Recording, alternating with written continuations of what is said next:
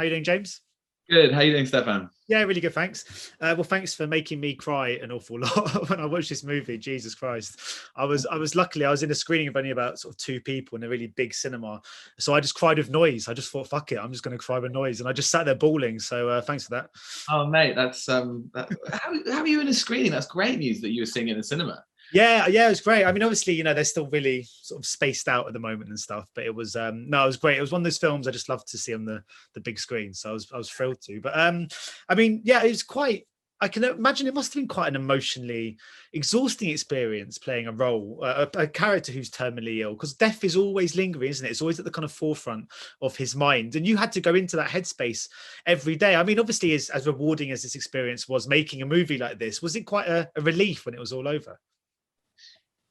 It's a funny question. It's funny. I mean, good question. It wasn't. It was a. Do you know what? Generally, the experience of contemplating one's death over a period of sort of 2 or 3 months isn't something one usually does. You spend life running away from that and deflecting. Basically, life is spent distracting ourselves from the inevitable fact that we are all going to die. So when you're asked to do a movie like this, where you really have to confront it full on, it's oddly cathartic. I think actually, to meditate on one's mortality, I think if people have asked what I've learned from it, and you don't really learn anything about death because there is nothing to learn. It's completely incomprehensible to us all, obviously.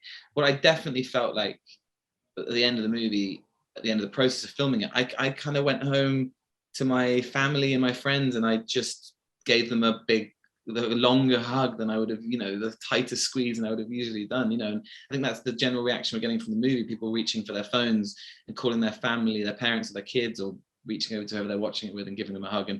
And so yeah, I mean, it was the subject matter is inherently sad, and there were moments in the film where I was really having to not cry, and the director Uberto was like, we really need him to kind of be stoic and strong in this moment, and I was genuinely like welling up all the time because it is so charged.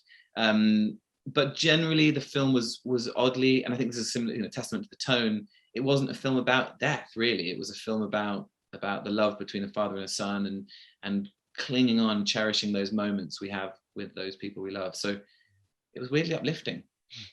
Yeah, because I mean, he has a really sort of quietly inspiring take on his finality. Like you said, he cares only for his son. He's very selfless and quite accepting of his situation. I just wondered, like, in terms of characters rubbing off on you as an actor, in the case of this character, but also just generally, because when you play roles, you have kind of inspiring personality traits. Do you find that in your real world sometimes you're kind of adopting certain things that you've learned from characters you've played across your career? Wow, that's a really good question. I hope so. I mean, it depends on which role you're talking about, obviously. Some of them you learn how not to live life, and some you learn how to perhaps, integrate certain parts and qualities of them. There are roles like John, who, he's, as you say, inherently selfless and stoic, and prioritizes this other human being. And I guess a lot of that comes with just being a father. I'm not a father yet, but I hear from parents who I know that that's kind of just run part of the course. Part of the course, you just become consumed by this unconditional love. But yeah, I mean, other roles, it's often the roles which are closer to normal, the kind of center of humanity, where they're less sort of extreme, and then more normal and more kind of recognizable, like playing Duncan Grant. I remember, the artist, he was generally loved by lots of people, and I remember sort of thinking afterwards, if I can try and kind of take some of that temperament, that wonderful non-judgmental inclusive attitude to life, that will make me a better person. So yeah, you're right, I think inspirational people who you play along the way, and if we can learn little fragments from them, then that would be great. I just want to talk quickly as well about Daniel, who's just so brilliant, and I couldn't quite believe how sort of strong a kind of central performance it was from such a young actor. I was just wondering, because I mean, there were some really kind of big sort of emotional scenes between you, where obviously there's lots going on in John's mind, and that, I guess the character of Michael isn't too aware of it. But how did you go about explaining the context of the scenes with Daniel? Because I guess he kind of had to be aware to some degree of what was going on.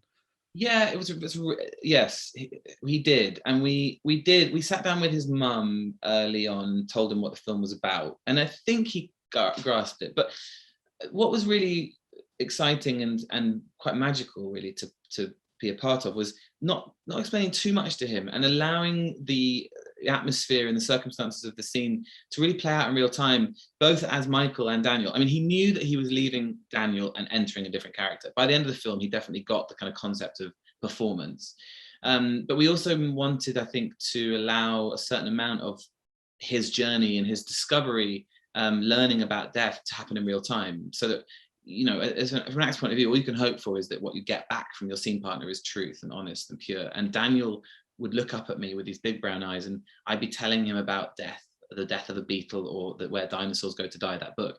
And he, as Daniel, would be learning about that and responding to it. And so we kind of, I think, wanted to make sure that each scene felt, from his point of view, new, and you know, he in that moment he was learning, and by doing that we allowed it to be as truthful, and it really was. I mean, it was deeply profound, talking to a boy as he learned about death. It made my job quite easy because I had something so honest to react to. Of course, you had to form a very close bond on screen. How is it kind of saying goodbye? Because I guess when you say goodbye to an adult co-star, you know, you'll send them a WhatsApp a week later and go, oh, we must go for that beer, or you'll see them on a project 6 months later. But I guess there must be a sense of, when you said goodbye to Daniel, that your paths might not cross in this kind of situation again. It must have been quite moving to kind of bid farewell at the end of the shoot. It was, and I think we also had a responsibility to the family, who were amazing, by the way. Kasha and Jeffrey, his parents, and Erin, his mum, his sister, sorry, were wonderful. And for them, you know, we just like they saw an open Facebook invite to audition. They'd never been near a film set, and so, you know, for them, I think it was a responsibility from our point of view. We would have turned up in this tornado of white vans and costumes, and, you know, all this jargon about filmmaking, and then we were just off 6 weeks later. And Uberto and I made a real point of not just severing that relationship, and actually we've very, very willingly and happily stayed friends. And I've you know, I call the family quite a lot. We send little video messages. We all went to Venice together, which was magical, because, you know, they'd never been to a film festival, and let alone they'd been to Venice, and we went on a 3 or 4 day adventure with them, and it was just heavenly. So yeah, with Daniel, I hope I'll stay in his life. I really do. Like, you know, as actors, you have, in order to do your job, you have to break boundaries very quickly. What would usually take 3 years in an office environment takes 2 days, because you need to be able to, like, physically throw them around or fight them or make love, you know, whatever it is which you need to do as an actor. It requires trust. So when the end of the movie happens, it is really hard, because you have built this very quick relationship, and then it starts. With Daniel, the whole film relied on that relationship. So I went to his house quite a lot before the movie started, and we became friends. I played in his garden, went to the park, you know, we hung out as I became a 4-year-old, and he was my mate. So because the film required that trust and that affection, and that's what you see on screen, that relationship is real. We did get on. We had the film was about a love story between a father and a son, and Daniel and I had this kind of, we fell in love. It was amazing. That made it very, very strange to say goodbye to him. And, you know, I was called his fake daddy, and I hope that, you know, I'll stay as his fake daddy. It would be great. He's a sweet kid. I was speaking to Uberto earlier, and he said that he was saying that he was talking about your casting and how you have this ability to just kind of disappear into your roles. And I was thinking, it is true, there is no such thing as a James Norton role. You move so seamlessly between genres and characters. Is that a conscious move on your part? Do you look for different roles and different genres and different types of people to keep things fresh, or are you just following the kind of the good scripts and the interesting parts? Yeah, a bit of both. I mean, I'm definitely following the good scripts, and that's where you start, really, is good writing. And, you know, I didn't know that I wanted to play a 35-year-old window cleaner from Belfast who's, you know, I've got a few months. That wasn't on my, like, to-do list. But when the script came along, it jumps at you, and I was crying by the end of the read. So I knew intuitively that I really wanted to do the film. But yeah, on a kind of more meta level, you do have a responsibility to kind of carve a career, and I've made it a priority, with great guidance from my team, you know, great agents, great publicists, to make sure that every time we choose a job, it's different from the last, and we avoid all pigeonholes. I'm constantly going on at my agents and publicists about, you know, it can't be anything to do with anything I've ever done before, and it can't be anything to do with me. I don't want to be pigeonholed as the kind of posh floppy haired English guy. So because for me, it's all about, you know, learning. I learned a huge amount on this film. I learned how to window clean. I learned the Northern Irish accent, but I also learned what it's like to sort of spend 3 months meditating about death. And that's, for me, the most beautiful, rewarding part of my job. And so unless you push yourself out of your comfort zone every job and enter into those new and exciting and terrifying circumstances, then you don't learn. So yeah, it's a bit of both. I am very conscious of making sure it's different every time. My final question is, I mean, you mentioned about kind of following the kind of good scripts. I mean, Free Guard, I just want to talk about that really quickly. What a story that is. You must have stumbled across that and thought, you know, crikey, I don't know how that's not been made into a movie before, but what an incredible story that one is. Yeah, that was, I mean, so that's my first adventure into producing. Got this company now with Kitty Koletsky, and this wonderful producer. It's called Rabbit Track Pictures, and this is our first film out of the gate. We've been up and running for about a year and a half. And the film originally was an article. It was an article by a guy called Michael Bronner, which our producing partner Rob Taylor found the article and sent it to me in an email 4 years ago, saying, "This is a movie. We need to make it." And it's been so gratifying being part of that process, because usually as an actor you're brought in fairly late on, you know, years of development, and then you arrive on set and a lot of the decisions are made for you. And I've been building this film for 4 years. We wrap on Monday. And I've been, you know, part of that development process, building the film, bringing on the right directors, writers and things. And you're right, like the story's crazy and needs to be told. And what's been really great is we were right, we were vindicated. It's, I think, turned out well. The footage we've got in the can is great.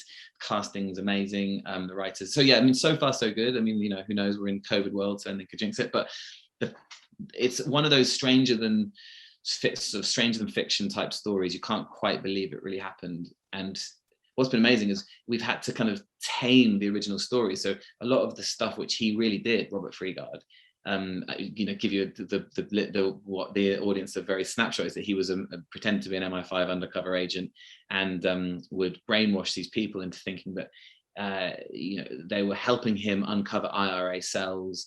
And then he would tell them that the IRA had found out who they were. They needed to go on the run, give them all his money, separate themselves from their friends and family, or they would be put in danger and potentially die. And so he would kidnap them by putting them into fear, essentially. Never constrained anyone, but would take them on the run for 10 years sometimes. And the stuff he did to them is so extreme. We would have to constantly, when we're writing it, like go, that just is too absurd. We can't put that in the film. So we've kind of almost like simplified it, the truth of it, and we're left with, I think, a really, really exciting film. So yeah, I'm really excited to share that in probably top of next year sometime, we hope. Cool. Well, I can't wait to see it. Anyway, thank you so much for your time today, James. It's been a real pleasure. Best of luck with the release and the rest of the shoot and before you wrap on Monday. And thank you for some great questions. They were really on point. Thank you. Appreciate it. Thanks, James. Cool. Well, take care. Have a nice day. Bye-bye. Ladies and gentlemen, you're watching Hey You Guys. Hey You Guys, huh? Hey You Guys. Is that from the Goonies? It is indeed, yes. Nice. Hey You